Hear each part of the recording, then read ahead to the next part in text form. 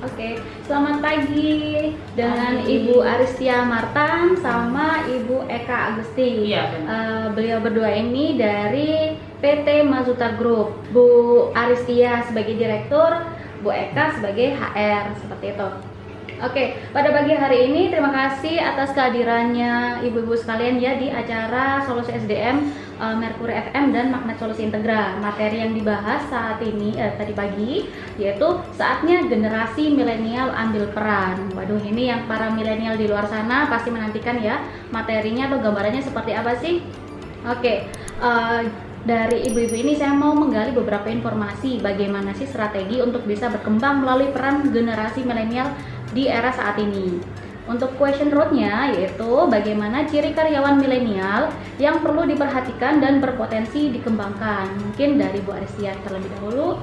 Cirinya generasi milenial ya tadi. Benar. Cirinya biasanya mereka itu sangat social menurut saya. Jadi karena mereka sudah tahu banget Googling, sosial media dan lain-lain. Jadi mereka sangat social. Jadi kita harus bisa kasih mereka kepercayaan, kasih mereka tanggung jawab di sana. Oke, kalau dari Bu Eka sendiri? Kalau dari saya yang perlu diperhatikan dari milenial ya, kita kembangkan yang pertama adalah mereka yang tidak perhitungan. Ada kan yang perhitungan banget nih ya terhadap perusahaan. Nanti kalau aku tambah jam ini aku hitung lembur apa enggak gitu kan. Betul. Jadi dari situ kita bisa lihat nih, oh kira-kira ketika kita kasih beban pekerjaan, kamu nanti pulang nggak telat ya hari ini yang dikerjakan. Kira-kira bagaimana jawaban dia? Kalau dia dengan semangatnya udah oh iya, tanpa bertanya A, B, C, D ya, dia biasanya bisa dikembangkan. Oke, biasanya nih kalau suatu perusahaan dan itu didominasi sama milenial itu pasti ada yang namanya tantangan, ada positif ada negatifnya. Tantangannya sendiri apa sih yang perlu diberikan kepada karyawan milenial supaya mereka itu produktivitasnya tetap terjaga atau bahkan meningkat? Kalau dari saya mungkin contohnya kayak kemarin nih kita persiapan mau launching produk. Jadi bisa satu orang harus belajar yang above beyond dari job desk mereka. Misalnya dulunya, saya dulunya admin marketplace nih, jawabin chatting doang. Tapi ternyata karena workload-nya luar biasa, kita mau launching dan lain-lain, dia harus belajar live streaming, harus belajar caranya pakai handle kamera, harus belajar OBS, harus belajar macam-macam. Nah itu ada orang yang memang tim kita, jadi dari Mbak Eka juga pentingnya HRD nih ya. Kita harus punya tim yang kepengen maju itu.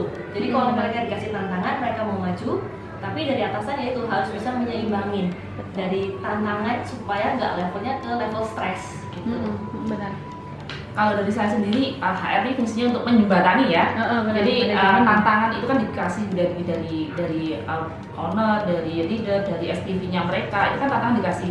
Bagaimana kita menyampaikan ke mereka, ini kamu dikasih tantangan bukan berarti kamu dikasih tugas lebih. Betul. Nanti ini bukan beban loh buat kamu, ini juga nantinya buat kamu juga nih. Kalau belajar nih mampu, ya kamu akan dapat prestisnya lebih nih. Bener. Gitu. Memang Jadi dikomunikasi, harus dikomunikasikan. Jadi HR berkomunikasikan dengan mereka. Betul. Jadi mereka juga nggak salah paham gitu kan. Betul. Kadang mereka memang iya tapi tidak menyampaikan tapi merasa beban dan akhirnya ya mereka gitu. Betul kayak gitu. Memang tergantung pada HR yang menyampaikan atau leader yang menyampaikan. Kalau dia menyampaikannya dari segi tambahan kerja, si milenial akan menganggapnya ini kita ada di luar kerjaan atau di luar job desk, itu mereka pasti menuntut balik biasanya untuk benefit atau apa kayak gitu. Kemudian bagaimana mengolah potensi karyawan milenial agar menunjang kinerja organisasi. Rata-rata nih kalau milenial identik sama dia itu bekerja sendiri, dia mau berkembang sendiri, berprestasi sendiri. Sedangkan untuk di organisasi mereka harus bahasa Jawanya di PAT-nya dulu, dicari selanya dulu kayak gitu. Kalau dari Bu Aristia bagaimana? Kalau dibilang dari tadi mengelola potensi ya, potensi mereka misalnya kuat di bidang apa gitu. Mereka suka bekerja sendiri, mereka suka cari cara sendiri, tapi harus ada wadahnya yang nggak sampai keluar jalur. Nah itu PR-nya dari atasan untuk bikin KPI-nya, terus how to manage-nya. Makanya hubungan antara atasan dan HR ini harus erat banget. Karena nggak mungkin saya kenal semua 70 tim saya kenal semua suara mereka. Nah ini HRD fungsinya dari HRD adalah penjembatan itu tadi. Kalau dari saya sendiri untuk mengelolanya perlu sekali adanya coaching ya. Jadi kadang generasi milenial ini datang-datang udah bulut nih. Kenapa gitu kan? Akhirnya nggak produktif juga, pekerjaan juga amburadul kayak gitu ya. Berarti kan kita harus manggil nih, kamu kenapa? Ada masalah apa? Itu perlunya coaching untuk milenial. Apalagi di tempat kerja ini manajemen stres itu kan perlu banget ya. Dan milenial ini misalkan dia baru nyemplung di pekerjaan, pasti akan aduh gimana ya, dia sudah tertekan, nggak mau cerita, pada akhirnya akan berpengaruh terhadap produktivitas. Betul, seperti itu. Oke, kebanyakan nih tadi sudah ada disebutkan kendalanya, saya skip di question root 4. Apakah ada jenis-jenis pekerjaan tertentu yang sesuai dengan karakter mereka? Milenial itu beragam dan berwarna-warni ya karakternya. Kalau dari Bu Aristia gimana? Marketing itu harus anak milenial gitu. Karena apa? Kita sudah tahu sendiri online marketing itu sangat murah, sangat targeted market banget. Kalau kita masih pakai cara sales, kita masih cara kuno, itu bakal anggapannya kalau anak sekarang bilang boncos gitu. Nah, kita harus bisa yang pakai ads, anak yang bisa sosial media, ini semuanya adalah anak milenial semua. Oke. Kalau dari saya sendiri sebenarnya di semua ini bisa ditempati milenial ya. Tapi dengan catatan kadang ada karyawan yang udah lama menempati di situ tuh, ada milenial yang baru masuk nih. Kita beri kebebasan milenial ini untuk mencari caranya sendiri untuk mengerjakan sesuatu tanpa harus kita memandu, kamu harus ngerjain si A-nya dengan rute 1, 2, 3, 4, 5. Jadi mereka itu suka untuk mencari sendiri bagaimana caranya, yang penting goalnya sama.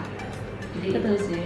Kalau milenial tuh mayoritas kebanyakan tertarik hubungan dengan orang lain memang. Meskipun dia ditempatkan di warehouse, dia harus konteksnya ada customer lain, yaitu departemen lain, kayak divisi. Biasanya kalau warehouse itu sama produksi ya, atau sama marketing juga. Oke, untuk selanjutnya bagaimana memimpin seorang karyawan milenial sedangkan ia memiliki karakter yang bebas dan tidak suka dibatasin. Sedangkan tadi kan ada KPI. KPI itu ikatan. Ini yang biasanya digarisbawahi oleh milenial saat ini, kayak gitu Bu Aristia. Menurut saya cara memimpin mereka tentunya kita harus tahu apa yang menurut mereka itu valuable. Jadi kalau kita marketing nih, kita bilang marketing, kita harus tahu audiens kita siapa supaya apa yang kita sampaikan itu mengena gitu kan. Sama, mengelola mereka kita harus tahu cara pikir mereka itu apa, what matters, what not bagi mereka, itu yang kita kasih ke mereka. Oke. Kalau Bu Eka? Kalau dari saya sih memberi mereka kebebasan untuk melakukan pekerjaannya, tapi tetap dengan batasan ya, tetap batasan KPI. Jadi KPI itu untuk membatasi mereka boleh bebas, tapi tetap ada rule-nya nih, tetap ada batasannya. Jadi kebebasan dalam arti seperti ini ya. Kadang kalau orang lama ngerjain pakai Excel, orang baru ini sudah ini bisa pakai aplikasi A ke aplikasi B yang lebih singkat, simple nih. Jadi tapi tetap ya dengan target ya harus selesai. Kualitas karyawan milenial, sedangkan tadi kan sudah disebut nih, biasanya yang paling susah untuk ditarik dari milenial itu adalah loyalitas gitu. Dari Bu Aristia mungkin? Kalau dari saya membangun loyalitas itu ya itu tadi, kita harus bisa kasih mereka yang mereka merasa itu valuable. Mereka harus diperkaya, satu secara finansial tentunya, kedua adalah self improvement, mereka harus kasih wadah supaya mereka bisa improve, ketiga kekayaan secara sosial. Nah, tiga ini harus ada, dan di situ mereka baru kerasa tuh loyalitas sama community sama perusahaan itu ada di situ. Kalau dari saya PR-nya perusahaan juga untuk bagaimana menempatkan atau membuat perusahaan ini seperti rumah buat mereka. Jadi mereka adalah nyaman loh di situ ya dan tetap bertahan. PR banget nih untuk milenial, gimana nih program apa yang harus dibuat, misalkan 1 minggu sekali atau 1 bulan sekali ada catering atau olahraga bersama atau seperti apa, itu harus benar-benar dipikirkan. Jadi mereka nyaman, mereka merasa di rumah, jadi mereka nggak akan pergi, itu yang harus dipikirkan. Ada beberapa startup juga ambil setiap hari Jumat atau setiap hari dalam 1 minggu itu ada sedia makanan ringan kecil, biasanya kayak gitu, atau ada Netflix ya, itu bisa dinyalain di hari apa gitu, ada memang startup. Ada ya? Ada. Oke, untuk selanjutnya bagaimana masa depan generasi milenial ini di tempat kerja? Nah, ini untuk menyiapkan mental, apalagi yang baru lulus, fresh graduate dan sebagainya, ini kesulitan perusahaannya seperti apa? Kalau dari saya mungkin masih banyak perusahaan yang angkatannya udah generasi atas gitu. di bawahnya banyak yang milenial. Tapi kalau kita bilang 20 tahun lagi nih, milenialnya itu yang akan jadi atasan gitu. Jadi I don't think it will be a problem karena sudah nggak ada gap generasi tadi itu. Jadi atasannya udah mengerti, bawahnya itu ya cara pikirnya udah sama. Jadi kalau kita bilang, oh generasi milenial ini strawberry nih, Strawberry. tapi kalau kita lihat sebenarnya kalau kita bisa menempatkan mereka, bisa mengolah mereka itu luar biasa banget gitu kan. Kalau kita bilang startup Indonesia semua Valuable banget, bahkan investor luar pun sampai ngelirik ke sini. Betul. Kebanyakan adalah atasannya juga milenial, bawahnya dia bisa tahu gitu kan. Nah, kuncinya saya rasa di penempatan tadi. Tambahan dari Beka.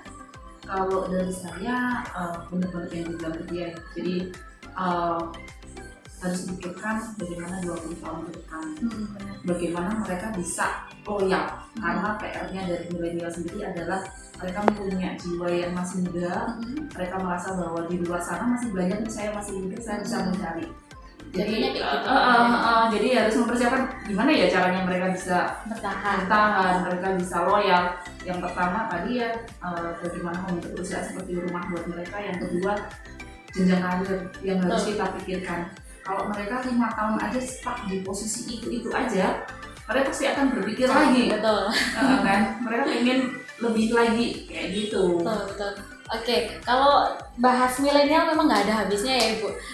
Nanti akan dilanjut juga materi selanjutnya, mungkin ada kelanjutan lagi ya. Kalau misalnya ada webinar dari kita, mungkin kita bisa sambung undang atau kayak gimana gitu. Oke, terima kasih atas kehadirannya Bu Aristia sama Bu Eka pada pagi hari ini. Terima kasih sudah datang di PT Pakai Solusi Petra dan Narkori.